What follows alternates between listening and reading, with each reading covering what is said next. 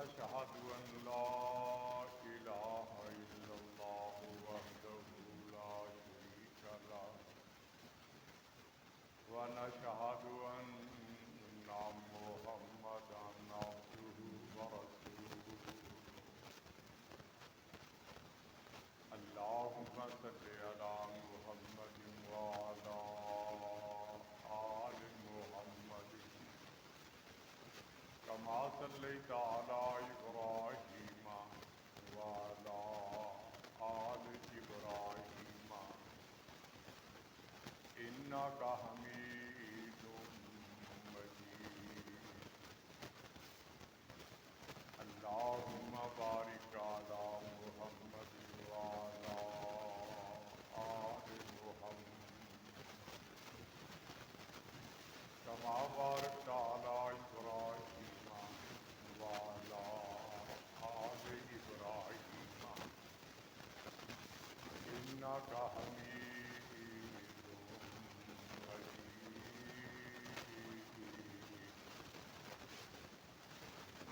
أما بعد فإن خير الحديث كتاب الله وخير الهدي هدي محمد صلى الله عليه وسلم وشر الأمور محدثاتها وكل محدثة بدعة وكل بدعة ضلالة وكل ضلالة في النار. أعوذ بالله من الشيطان الرجيم. بسم الله الرحمن الرحيم. لقد كان لكم في رسول الله أسوة حسنة لمن كان يرجو الله واليوم الآخر وذكر الله كثيرا.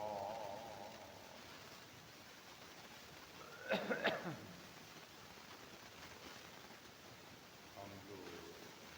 ثنا کے بعد سیرت النبی صلی اللہ علیہ وآلہ وسلم پر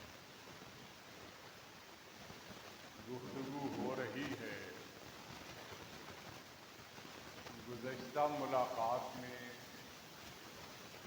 رسول اکرم صلی اللہ علیہ وسلم بے مثال صورت کا تذکرہ ہوا اور آج آپ کی پاک کمال سیرت پر بیان کیا. اللہ تعالیٰ سے دعا ہے کہ وہ ہمیں اپنے حبیب کی سیرت کو سمجھنے اور آپ کے مشن کو اپنانے کی توفیق نصیب فرمائے. میرے بھائیوں، دوستوں، راہ حق اور شاہراہ جنت سے گامزن ہم سفر سعد بن ہشام سیدہ عائشہ صدیقہ رضی اللہ عنہا اور ان سے عرض کیا یا اماں انبئینی عن خلق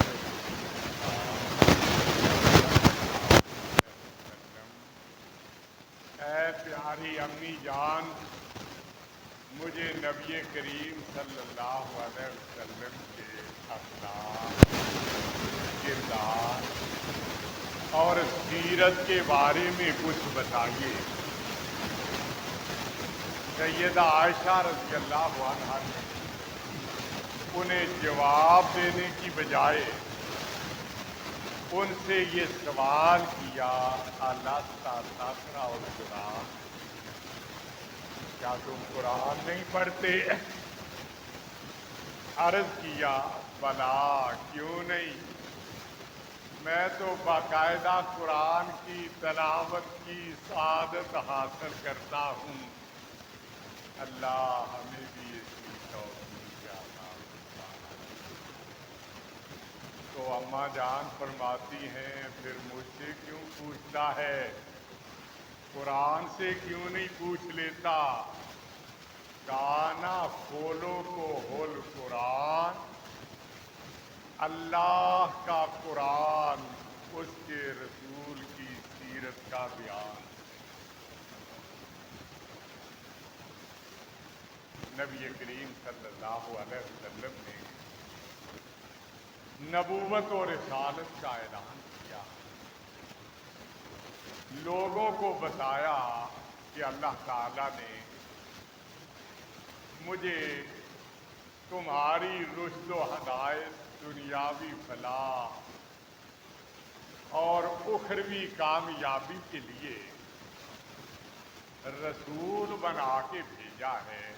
اور مجھ پہ قرآن نازل فرمایا۔ وہ آپ کی طرف حیرت سے دیکھنے لگے اور ایک دوسرے سے کہتے ہیں دیکھو پہننے کے لیے ڈھنگ کا لباس نہیں اور رہنے کے لیے کوئی اچھا مکان نہیں، سفر کرنے کے لیے کوئی قابل ذکر سواری نہیں، اور کہہ رہا ہے میں نبی اور رسول ہوں۔ کیا مکہ اور طائف کے سردار، چودھری، وڈیرے، سیٹھ یہ مر گئے تھے کہ اللہ نے اسے رسول بنایا اور اس پہ قرآن نازل کیا؟ قرآن کریم نے ان کی اس کیفیت کو اس طرح بیان کیا، وَقَالُوا لَوْلَا نُزِّلَ هَذَا الْقُرْآنُ عَلَىٰ رَجُلٍ مِّنَ الْقَرْيَتَيْنِ عَظِيمٍ۔ یہ قرآن ان دو بستیوں میں سے کسی بستی کے بڑے آدمی پہ کیوں نہیں اتارا گیا؟ نبی کریم صلی اللہ علیہ وسلم نے انہیں بتایا کہ منصب نبوت پہ فائز ہونے کے لیے مالدار ہونا ضروری نہیں، سیرت اور کردار والا ہونا ضروری ہے، اور میری سیرت اور کردار کو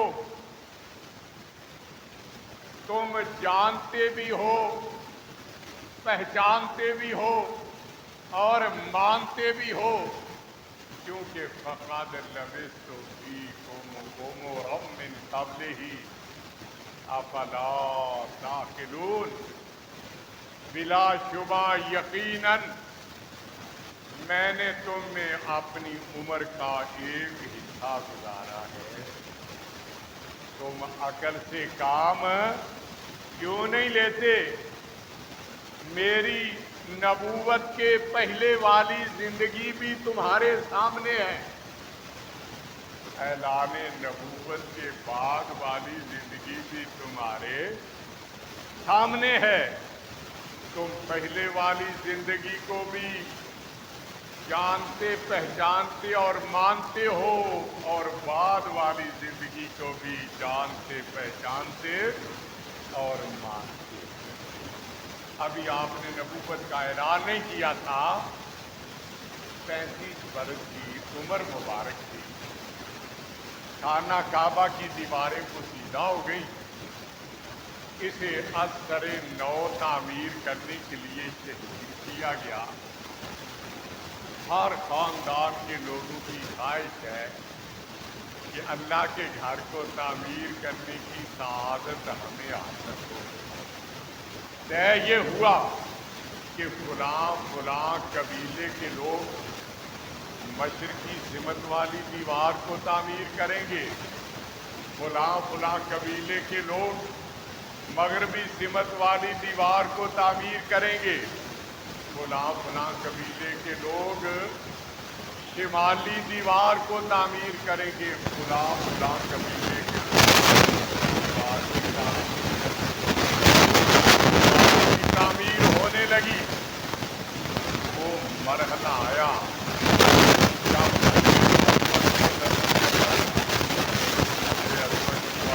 आप अब भी जानते हैं, सदियां बीत गई और जब भी जाए वहाँ रश होता है, इज़्तिहाम होता है, भीड़ होती है।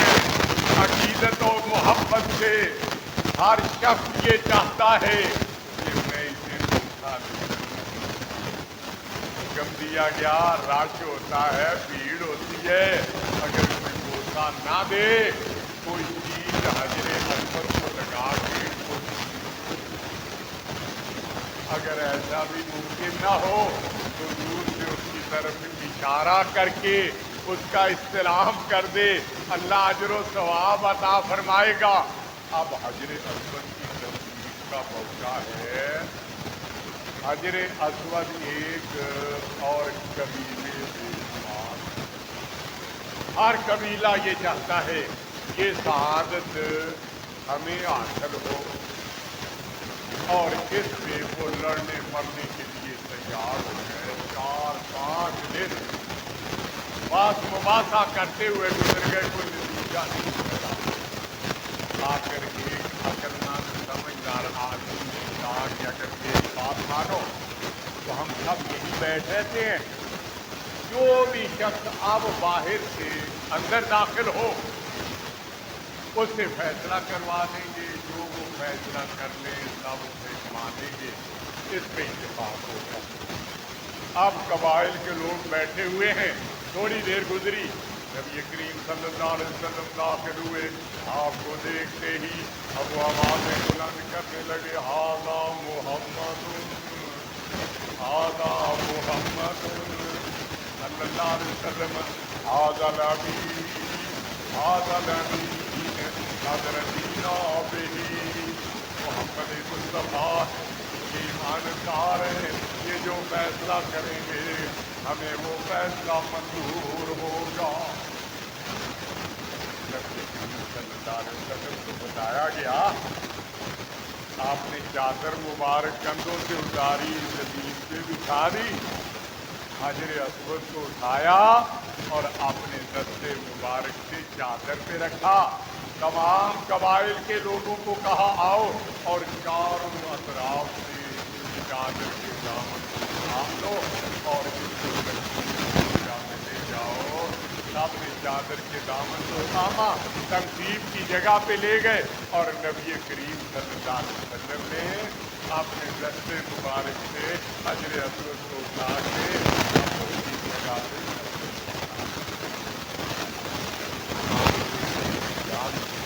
सच्चा है, सुच्चा है, ईमानदार है। और जब आपने नबूवत का ऐलान किया, उनको दावत देने के लिए सफा पहाड़ी पे इकट्ठा किया, तो उससे पूछा, अगर मैं पहाड़ बहुत बड़ा लश्कर उससे हमला करने वाला है, क्या उसकी बात मान लोगे? ऐसे क्यों नहीं मानेंगे?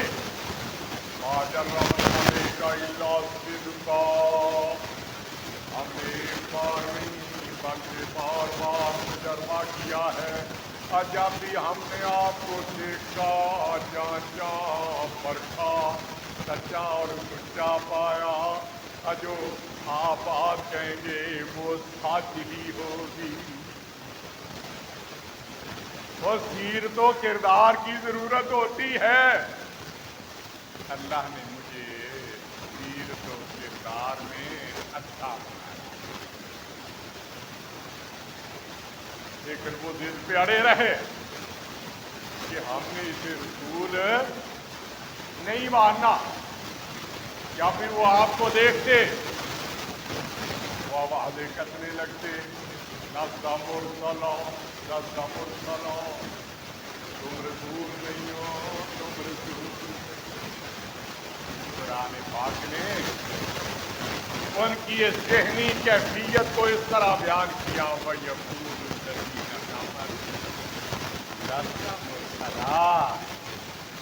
کافر لوگ کہتے ہیں کہ آپ رسول نہیں، جب انہوں نے آپ کی رسالت کا انکار کیا تو قرآن آپ کے رسول ہونے کا گواہ بن گیا، اعلان کر دیا یاسین القرآن الحکیم انک لمن المرسلین علی صراط مستقیم۔ مجھے حکمت والے قرآن کی قسم، آپ یقیناً رسولوں میں سے ہیں اور صراط مستقیم پہ ہے، سیدھی راہ وہ نہیں جس میں یہ چل رہے ہیں، بلکہ صراط مستقیم وہ ہے جو آپ نے دکھا کے اور اس پہ چلانے کی کوشش کریں۔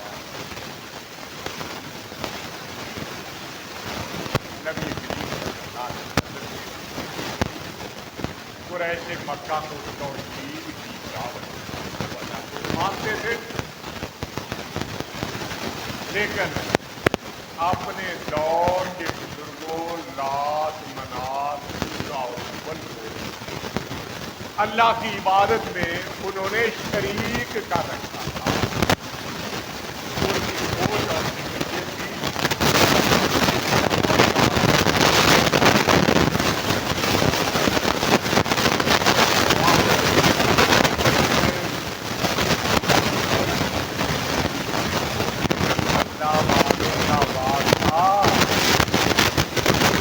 ضروری ہے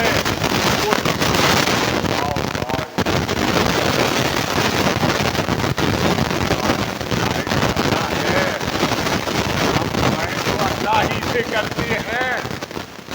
ان کا کام صرف اللہ کے سامنے ہماری سفارش کرنا ہے۔ کبھی وہ یہ کہتے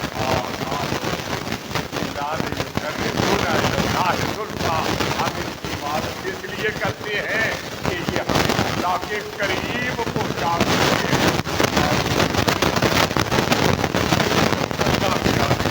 ہماری سنتا نہیں رد نہیں کرتا۔ نبی کریم صلی اللہ علیہ وسلم نے انہیں بتایا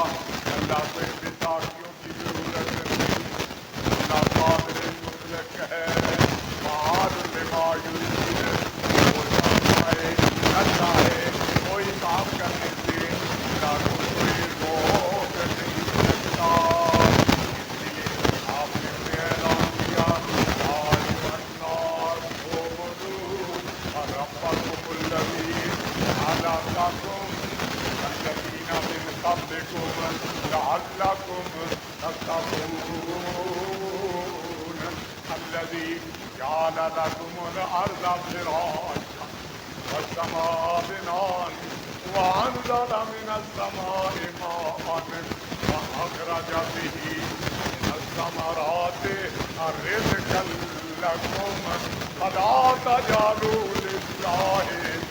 اندادا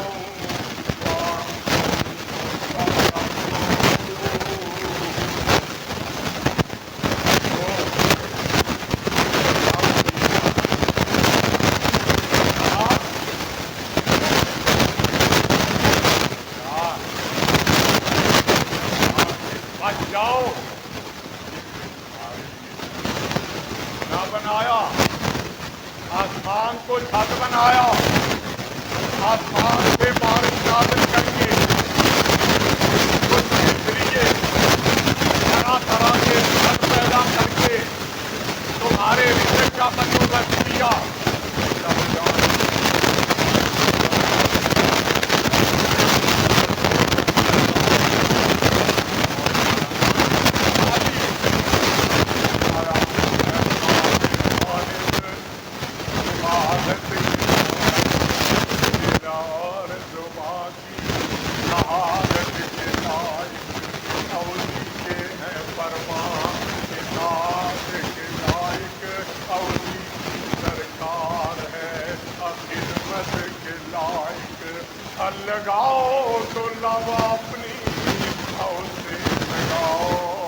جھکاؤ تو ساروں کے آگے جھکاؤ،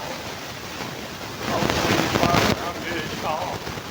اسی پر ہمیشہ بھروسہ کرو تم، اسی کی محبت کا اصلادم کرو تم، اسی کے غضب سے ڈرو گر ڈرو تم، اسی کی طلب میں مرو گر مرو تم، وہ مر رہا ہے شکست سے، اسی کی خدائی نہیں اس کے آگے کی خدا۔ بات بڑی واضح تھی، لیکن ذہنوں میں علم کی اجازت اور ارادت نہیں تھی، بات سمجھ میں نہ آئی، آپ کے برابر شروع کر دیا۔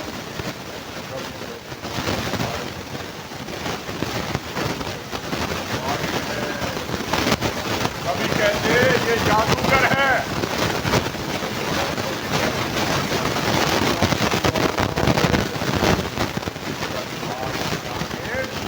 نہیں، کبھی نعوذ باللہ اس طرح کی باتیں کر رہا ہے۔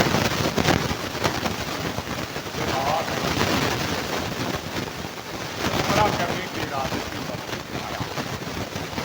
یہ بڑا حکیم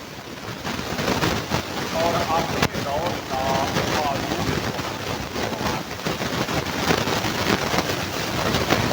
مکے میں آنے کے بعد یہ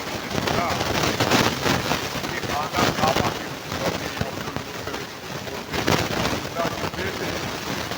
محمد مجنون ہیں، دیوانے ہیں، ان کا دماغ صحیح کام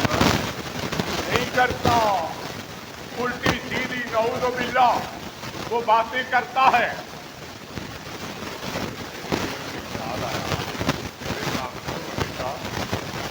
تیرے معالج ہونے کا فائدہ کیا ہے اگر تو نے ساراج نہ کیا؟ ساراج میں نکلا کہ مجھے ملے اور میں ان سے ان کے مرض کے بارے میں پوچھوں اور ان کا علاج کروں۔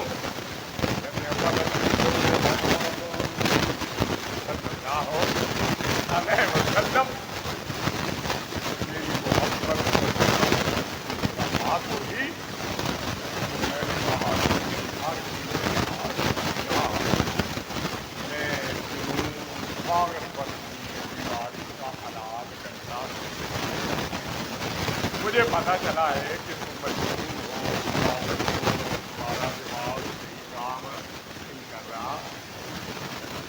اگر پاگل کو پاگل کہہ دیا جائے پاگل، اور یہ جنم دینے والے ماں باپ پاگل، تیرا دادا دادی پاگل، پاگل، تیرے چھوٹے بڑے سارے پاگل، تیرے خاندان میں پاگلوں کے علاوہ کوئی ہے نہیں، مجھے پاگل صلی اللہ علیہ وسلم کو جب اس نے کہا تم مجنون ہو، پاگل ہو، یا اپنے جنون اپنے پاگل پن کی کیفیت بتاؤ تاکہ میں تمہارا علاج کر سکوں۔ نبی کریم صلی اللہ علیہ وسلم کے رخ انور سے تبسم اٹھا، فرمایا میرا جنون میرا پاگل پن سننا یا سمجھنا چاہتا ہے تو سن لے، ان الحمد للہ نحمدہ ونستعینہ من یہدہ اللہ فلا مضل لہ ومن یضللہ فلا ہادی لہ ونشہد ان لا الہ الا اللہ وحدہ لا شریک لہ واشہد ان محمدا عبدہ ورسولہ۔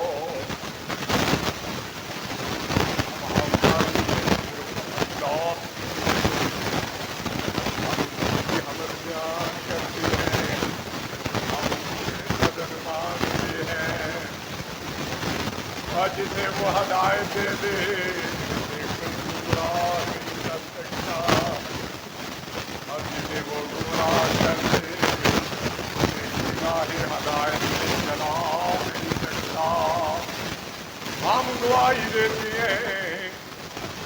اللہ کے سوا کوئی عبادت کے لائق نہیں اور زندہ ہے، اس کا کوئی شریک نہیں،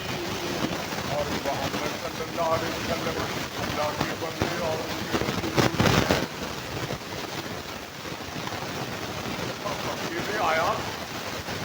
نہ مجھے کچھ نظر آیا، نہ تاریخ نظر آیا، نہ مجھے نظر آئی کہ جہاں جا کے اس سے بڑا ہو نہ کوئی تجربہ کا استاد ملا ایسی عمدہ باتیں سکھا سکے۔ یہ تو امید ہے کسی کے سامنے اس نے شرف تلمذ حاصل نہیں کیا، لیکن علم و حکمت والی دانائی والی کیسی کیسی باتیں کر رہا ہے۔ میں نے کہا ذرا دوبارہ بیان کیجیے۔ آپ نے دوبارہ بیان کرنا شروع کیا، آپ بیان کرتے جا رہے ہیں، میرے دل کا رنگ دور ہو رہا ہے،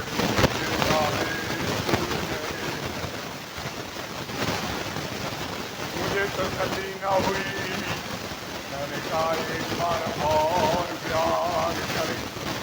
آپ نے جب تیسری بار بیان کیا تو میرے دل و دماغ میں ایمان کی روشنی سچ اور بات اور میں سوچنے لگا کہ میں اپنے آپ کو حکیم محال سمجھتا تھا، لیکن ایسے محسوس ہو رہا ہے میں تو بیمار، اور جسے بیمار سمجھ رہا ہوں اور یہ سمجھنا کا سب سے بڑا طبیب اور ڈاکٹر ہے۔ اللہ اگر تجھے اس ڈاکٹر اور طبیب کے پاس لے آئے ہیں تو اپنے سر کے عرض کا انتظام کرو۔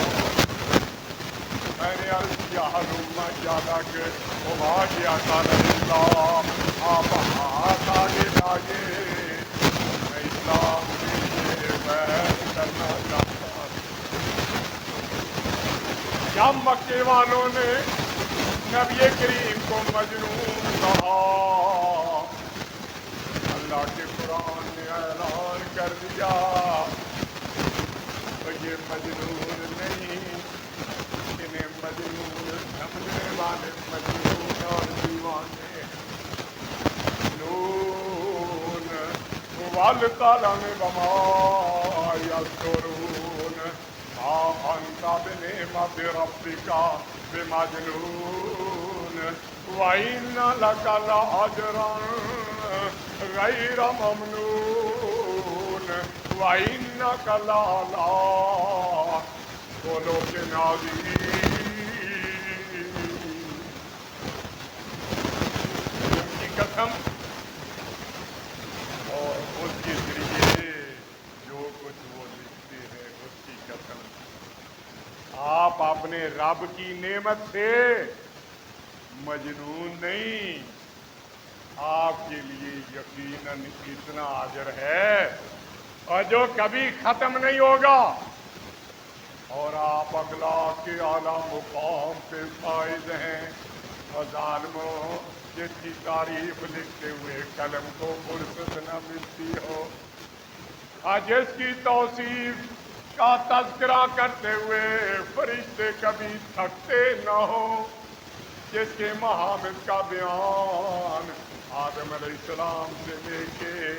عیسیٰ علیہ السلام تک تمام نبیوں کی زبانوں سے ہو، اور جس کے محاسن کا تذکرہ توریت، زبور، انجیل اور قرآن کے مقدس اوراق میں ہو، اور جس کی خدابت سے دلوں کا زنگ دور ہو جاتا ہو اور کفر کے تالے ٹوٹ جاتے ہوں، اور جس کی زیارت سے جہنم کی آگ حرام ہو جاتی ہو، اور جس کی اطاعت سے جنت کے دروازے کھل جاتے ہوں، اور وہ مجنون نہیں بلکہ صاحب خلق عظیم ہے۔ آہو علیہ وآلہ وسلم کی سیرت، بیماری انسانی زندگی کا حصہ ہے۔ جب کوئی شخص بیمار ہوتا ہے ان کے گھر والوں عزیز و اقارب کو صحاب کو لاحق ہوتی ہے، علاج معالجے کا بندوبست کرتے ہیں، حکیم ہاسپٹل لے جاتے ہیں، اور وہاں بھی جب کسی کو پتہ چلتا ہے تیمارداری کے لیے پہنچ جاتا ہے، جب گھر میں آ جاتا ہے شفا، جب تک شفا یاب نہیں ہوتا، عزیز و اقارب دوست احباب تیمارداری کے لیے عیادت کے لیے آتے رہتے ہیں، حتیٰ کہ اسے اعتماد اور تسلی دلائی جائے، نبی کریم صلی اللہ علیہ وسلم کی طبیعت ناساز ہو، زندگی کا حصہ ہے نا، اس لیے 2-3 راتوں تک آپ گھر سے باہر نہ نکل سکے، تو آپ کی جو رشتے میں آپ کی حقیقی چچی تھی ابو لہب کی بیوی تیمارداری کے بہانے آپ کے پاس گئی اور آپ کے کانوں کے نیچے چلانے لگی، کئی تیمارداری کے لیے ہے، اور کام دوسرا شروع کر دیا، شیطانک سازشکارا شک، میں تو سمجھتی ہوں تیرے پاس نعوذ باللہ جو شیطان تھا، اس نے تجھے چھوڑ دیا ہے، لمارا قربا کا منظر میں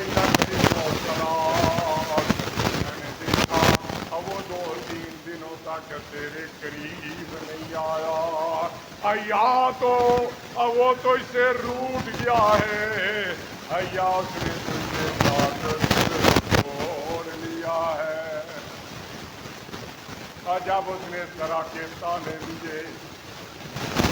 آپ کی شان میں نازل ہو گیا، فرمایا والضحیٰ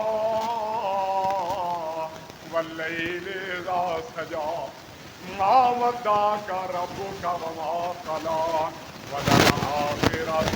خیر لک من الأولی،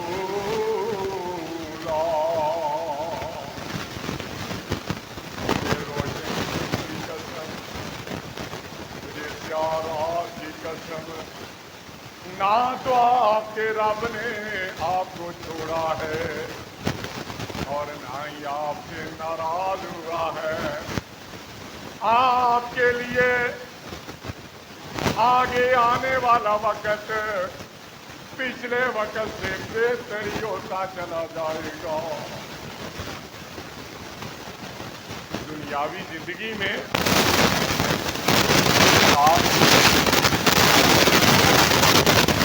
دور،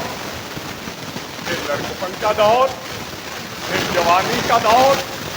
پھر ادھیڑ عمری کا دور، اور پھر بڑھاپے کا دور، اور اگلے جہان کے اعتبار سے بھی 3 دور ہوتے ہیں، قبر کا دور، دوسرا حشر کا دور، اور تیسرا جہنم کا دور۔ اللہ نے فرمایا آپ کا اگلا دور پچھلے دور سے بہتری ہوتا چلا جائے گا،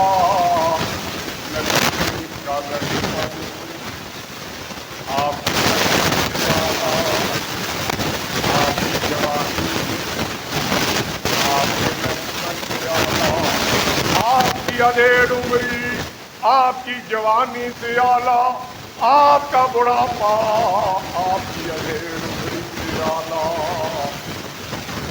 نبوت کے بعد والا دور، اولاد نبوت کے دور سے اعلیٰ مدنی زندگی، مکی زندگی سے اعلیٰ، اور اگلے جہان کے اعتبار سے آپ کی دنیا سے آپ کی قبر کا دور اعلیٰ، آپ کی قبر سے آپ کا حشر اعلیٰ، اور آپ کے حشر سے آپ کی جنت اعلیٰ۔ جب تک آپ زندہ رہے اب دنیا میں آپ نے محبت اور پیار کی، کہ کائنات میں سے کسی اور سے اس طرح محبت اور پیار نہ ہوا ہے، نہ ہوگا۔ پروانے ہر وقت آپ سے مر مٹنے کے لیے تیار زندگی ہے نا، اور کسی اور کو ایسی زندگی ملی؟ آپ قبر میں ماؤ استراحت ہیں، جب قبر میں چلا جاتا ہے چند سالوں کے بعد اسے بلا دیا جاتا ہے، یاد ہی نہیں رہتا۔ 1450 سال بیت گئے، مدینہ منورہ جا کے ارے عابر جنہ کے پہلے کس طرح ایمان کی شمع دل میں روشن کیے ہوئے ایمان والے آپ کی قبر پہ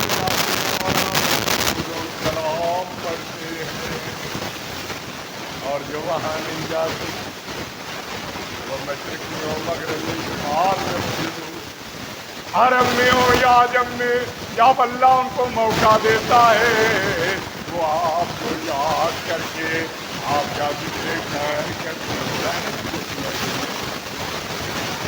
سیرت ہی ہے نا،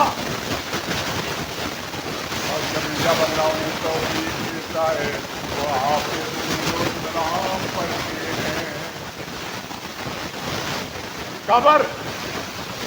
نبی کریم صلی اللہ علیہ وآلہ وسلم کی راحت ہیں۔ حجرہ عائشہ جہاں آپ نے زندگی کے یوم گزارے، جہاں آپ نے داعی اجل کو لبیک کہا، جہاں آپ کی تدفین ہوئی، جہاں آپ اس وقت آرام فرما رہے ہیں، جہاں سے اجر والے آگے بڑھیں گے، کام محمود سے فائز ہو کے امت کی حق میں شفاعت کریں گے۔ عائشہ کا کسی عقیدت مند نے ذکر کیا ہے اور کہتا ہے تیرا حجرہ امین خاص ہے، اصحاب رسالت کا عرض پہ یہ ٹکڑا ہے باغ جنت کا، اسی میں رحمت للعالمین صلی اللہ علیہ وسلم، اسی میں رحمت للعالمین رہتے تھے اور رہتے ہیں۔ تیرا حجرہ ہے جسے گنبد خضرا بھی کہتے ہیں، اسی در رحمت سے شفاعت کی ابتدا ہوگی، جیسے امتوں پہ مغفرت کی انتہا ہوگی۔ آپ کی قبر دنیا سے